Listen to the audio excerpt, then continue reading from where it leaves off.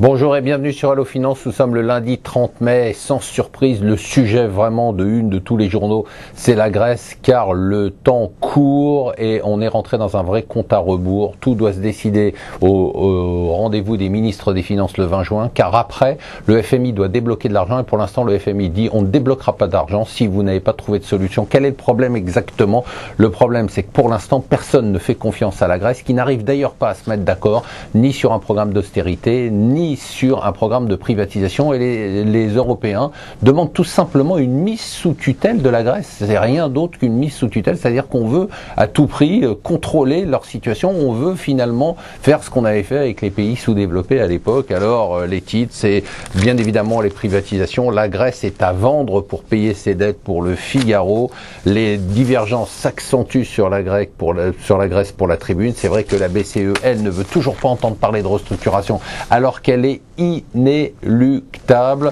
Et là, le Financial Times dit que le sauvetage de la Grèce va être imposé avec des conditions sans précédent. On a des conditions qui sont tout simplement incroyables. Enfin, ça rappelle ce qui se passait effectivement avec les pays dits sous-développés il y a quelques années. La Grèce, statut de pays sous-développé, ça risque de ne pas faire plaisir à une population qui est déjà remontée à bloc. Alors à suivre surtout ce qui va se passer d'un point de vue social en Grèce. À suivre aussi cette semaine, deux adjudications majeures, l'Italie et l'Espagne. L'idée, comme nous dit le Wall Street Journal, ça va être de voir comment le problème grec se propage ou pas à l'Espagne ou à l'Italie. Ce qui est étrange, c'est ce que nous dit le Financial Times, c'est que la semaine dernière, eh bien, tous les taux d'intérêt à long terme dans les pays pourtant surendettés comme les États-Unis, le Japon et l'Angleterre ont baissé. Ils sont même proches de leur plus bas.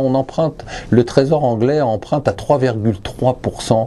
Les États-Unis empruntent à 3,10%. L'Allemagne, c'est un peu plus logique, emprunte à moins de 3%, ce qui voudrait dire que les marchés obligataires ne croient pas du tout ni à l'inflation, ni à la reprise de la croissance, qui ça n'est pas très encourageant.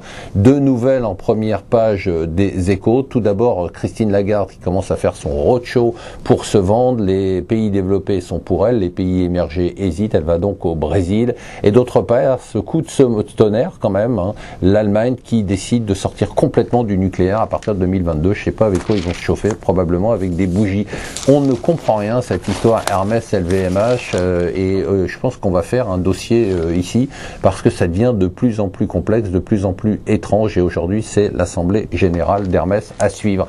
Alors, tout simplement, c'est la répression des fraudes qui a enquêté et sorti un rapport, la répression des fraudes, pour dire qu'en fait, les pétroliers magouillent les prix de l'essence, tout simplement.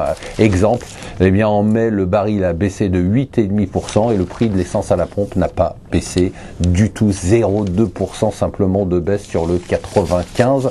Ça veut dire que quand ça monte, ce qu'on vous dit, eh bien, l'essence monte. Quand le pétrole baisse, eh bien, l'essence ne baisse pas. Et enfin, un dossier à noter, un peu les briques pour les nuls, c'est-à-dire Brésil, Russe, Inde et Chine, Afrique du Sud.